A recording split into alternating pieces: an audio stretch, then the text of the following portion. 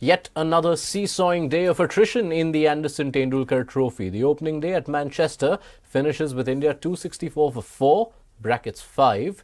On ESPN Cricinfo match day, Sanjay Manjrekar joins us to look back on another day of absorbing test match cricket.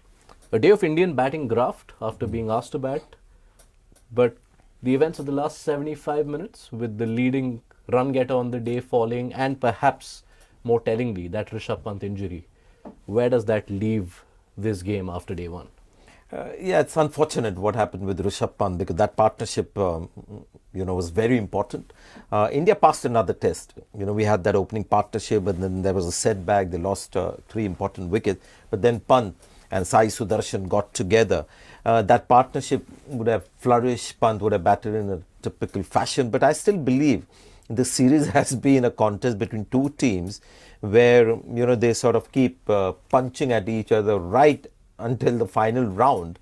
And in the end, whichever is the last man standing is the team that wins. So yes, a bit of a setback, but we can't be sort of drawing any final conclusions based on this. Yeah, it's almost like a boxing bout of the highest pedigree. Yeah. Which only gets decided right at the end. Usually you have the star of the day being the story of the day. Today, perhaps we can segregate those two. Let's start with the star, because Sai Darshan dropped after the first test, getting a chance. And I heard you on the broadcast talking about how he takes you back to a batter of a different era. Yeah. Elaborate. Yeah, and that is something that I'll keep talking about. Even if you get tired of it, I'll keep talking about the fact that these are all young players playing in the year 2025 when test match cricket is not your main format. And these are all, IPL success stories. And the interesting thing about Sai Darshan is what he did in T20 cricket. We sort of saw signs while he was doing all that he did in the IPL. Signs that made us invest in him for test cricket. And he proved it. Must have been heartbroken, dropped after the first test. I thought India really sort of almost played around with a young career because it could have gone completely south because the way he started off, you could see that there was a bit of nervousness. He showed some promise in the second innings on his debut test match. So that was India playing with fire with a young man's career. Fortunately, he showed a big heart. Didn't get 100, but I think most people would be saying, yes, we expected that from Sai Darshan. What do you say about his graph so far? There are a lot of times when IPL stars getting test selection is met with a lot of cynicism from the outside. What was it, or what is it about Sai Darshan's game that's made him pass this look test? Because even while he was making those runs in the IPL, a lot of analysts, you included, believe that he is a player who already looks the part for the longer format. And same if you cast your mind back to Jasprit Bumrah. It's not that, all of us were watching him in first-class cricket and saw his great numbers and felt, this is a guy who will do well in test cricket as well. But just watching him play white ball cricket, there are a few things that you look at. A guy who's pretty smart in the way he goes about his business, the line that he can bowl, the test match, line for a bowler. In that same regard, a batter, we look at his temperament. If Sai Darshan had got, say, 30s and 40s batting at the top of the order at number 3, whatever, in IPL cricket, I don't think all of us would have been as excited. But whenever he got in, he played the long innings. He got the big runs. Very organized technique. Saw it was very simple. So it was going to make his life at the test level easier because the basic game is tailor-made, for test cricket. Yeah, it looks like at the moment his only challenge in test cricket is a leg stump line bowled by Ben Stokes. So if he can counter that, maybe great things in store. He becomes the first Indian at number 3 to hit a 50 since the start of the Border Gavaskar Trophy. And India have had 5 different number 3s in these 9 tests. So well done, Sai Darshan. But perhaps the most important story, not just of the day, but also the bearing it may come to have on the series, that blow that Rishap Pand took. How does it, for the time being, alter the course of this game and this innings? It's a massive setback because today, when he started off, he looked a little off color. It seemed like almost his heart wasn't in the game, but slowly, he came into his zone, and just when he was, starting to get into his groove to get another, big score, that happened, and then Sai Darshan fell after that. So it's a big moment. But I keep harping on the fact that this is more about second innings performance. This test match, this series. But if Rishap Pand is not able to bat at all, and if it's a very serious injury, first you've got to feel really sorry for him because of the kind of, his body has been ravaged by incidents that have happened in his life. So to go through this is going to be tough. And yes, Indian team will, miss him, not just for this test match, but for the next as well. Yeah, he has gone for scans as of the end of day one. Let's hope for the best. Let's hope we get to see Rishap Pant, not just from an Indian perspective, but for what he does to elevate Test cricket. This day obviously started with yet another strong association. Yashasvi Jaiswal, KL Rahul, they batted long, they batted time. So much time that they are in fact the first visiting opening pair to have survived a complete opening session on day one in England in a decade. How good was that? I mean, you've got to feel proud of that fact. India's problems overseas have been openers. And these two guys, left-hand, right-hand combination is always a great help. And they've done it virtually every test match. They've just carried that fight, the grind from one test match to the other.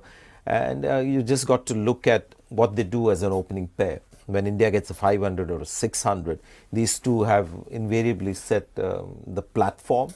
And day one was a great example because if you look at the highlights package, you'll see maybe a couple of back punches, a drive from Yashasvi Jaiswal, maybe an odd cut, but in between all that is that typical grind that you need. The amount of dot balls, I think I somewhere saw Jaiswal have some 85 dot balls in 107 balls that he faced, something like that. So that is what really builds a test innings.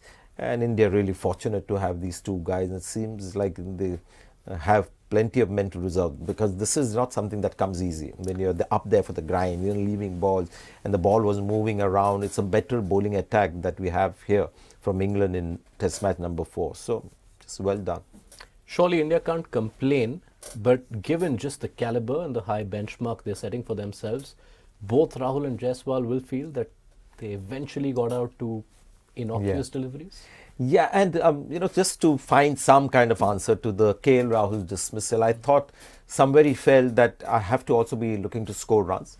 And the back foot punch was a shot that he got away in that innings. And he must have thought in his head, he is an intelligent guy, that if he has to get runs, this is one length, short of length outside off where he can punch and get a 4. And that's what he tried to do because otherwise he's just quite happy defending. And that ball just seemed a little bit. Jaiswal, before he edged that, and there were a couple of occasions when he was not to the pitch of the ball. There's something that I'm sort of looking at is because it's almost impossible for a human being, like a KL Rahul and a Jaiswal, to have the mental stamina to keep doing it match after match after match. It's not just about run score. The amount of time you spend, playing test cricket, the kind of mental discipline that you need to maintain for hours, whether they'll continue to have those kind of reserves is something that I'm waiting to see. I'm not quickly going to, for my convenience, connect them getting out in their 50s and 60s as the reason for that, but we'll keep our eyes open. Yeah, it is now KL Rahul's most productive test series of his career, and he's been playing for a decade. So good on the Indian openers. From an English perspective, Ben Stokes, as always, the man making the difference, just makes it happen.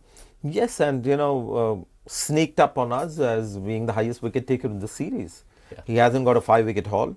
And the two guys who are at the top, Mohammad Siraj and Ben Stokes, long-live durability and longevity and fitness, because the two guys who have been part of every test match and have bowled their hearts out are Siraj and Ben Stokes. Talking about Ben Stokes is something that he loves to do. When Shubman Gill came in, Jofra Archer was bowling, and we thought he'll get the full brunt of Jofra Archer and Gill. But Ben Stokes comes on himself to bowl, and somewhere I think this guy just knows how to play around with the psyche of the opposition batters and bowlers, and a bit like Rishap Pand, who is able to read his opponent well. I think Ben Stokes does that as a bowler and as a batter as well, and just tremendous stuff. He won't get a 5-wicket haul, but that 1 wicket is worth 2 or 3. The moment at which it comes, and Sai Darshan as well could have gone on to get 100. That impact, and also Shubman Gill, massive wickets though. Yeah, I think I read on the broadcast 9 of his 13 wickets have been top 5 batters.